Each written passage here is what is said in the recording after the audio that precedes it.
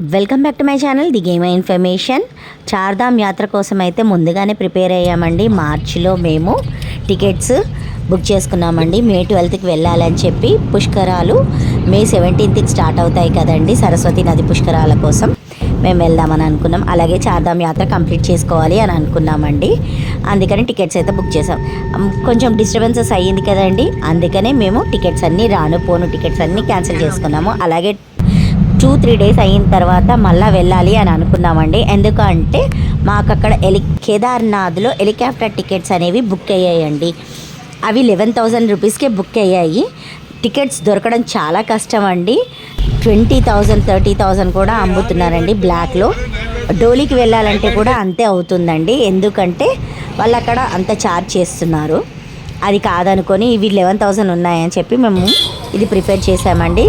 Flight tickets ఉన్నాయి కదా అని చెప్పి ఏరోప్లేన్ టికెట్స్ ఫ్లైట్లో మేము వెళ్ళిపోయామండి. ఇండిగో నుంచి వెళ్ళాము. మేము ఇక్కడ తెలంగాణ నుంచి అయితే టూర్స్ అండ్ ట్రావెల్స్ నుంచి వెళ్ళలేదండి. మేము ఢిల్లీ నుంచి హైర్ చేసుకున్నామండి టూర్స్ అండ్ ట్రావెల్స్ని.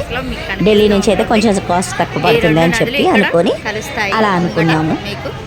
ఢిల్లీలో మేము ఎయిర్పోర్ట్లో దిగితేనే ఉంటే టూర్స్ అండ్ ట్రావెల్స్ వాళ్ళు వచ్చి మమ్మల్ని రిసీవ్ చేసుకున్నారండి. అక్కడి నుంచి మమ్మల్ని హోటల్కి తీసుకెళ్లారు, రిషికేష్లో మేము హాల్ట్ అయ్యాము. హాల్ట్ అయిన తర్వాత ఫ్రెష్ అప్ అయిన తర్వాత అక్కడి నుంచి మేము బయలుదేరామండి. డైరెక్ట్గా మేము కేదార్నాథ్కే వెళ్ళిపోయామండి.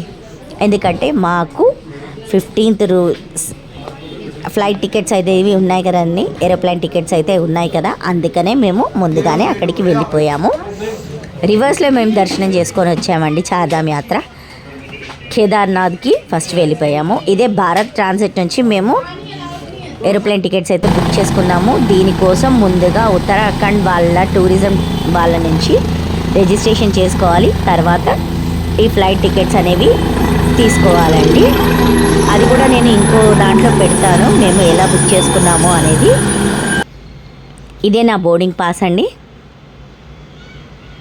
మనం ఎక్స్ట్రా లగేజ్ తీసుకెళ్తాం కదా, అవి కూడా వెయిట్ చేస్తారండి. కంపల్సరీ ఎక్స్ట్రా వెయిట్ ఉంటే మాత్రం తీసుకుంటారు, ఛార్జ్ చేస్తారు. ఇది కేదార్నాథ్లో ప్రత్యేకమైన దర్శనం అండి. ఇక్కడ మేము దిగింది 8:30కి అండి. ఫ్లైట్ ఏరోప్లేన్ 8:30కి దించేశారు. మాకు 11 o'clock 12 o'clock వరకల్లా వచ్చేయాలి అని చెప్పారు.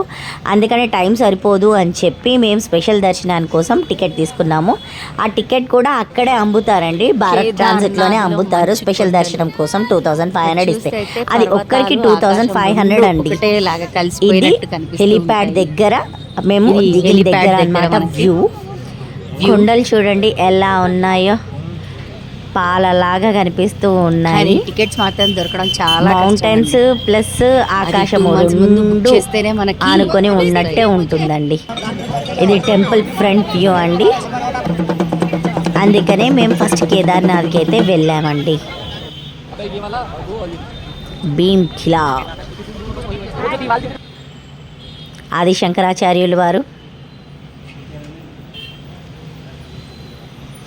కొంచెం ముందుకు వెళ్తే ఆదిశంకరాచార్యులు, అక్కడి నుంచి స్ట్రైట్గా వస్తే ఈ టెంపుల్స్ అయితే ఉంటాయండి. ఇలాంటి వీడియోస్ కోసం please like, share and subscribe.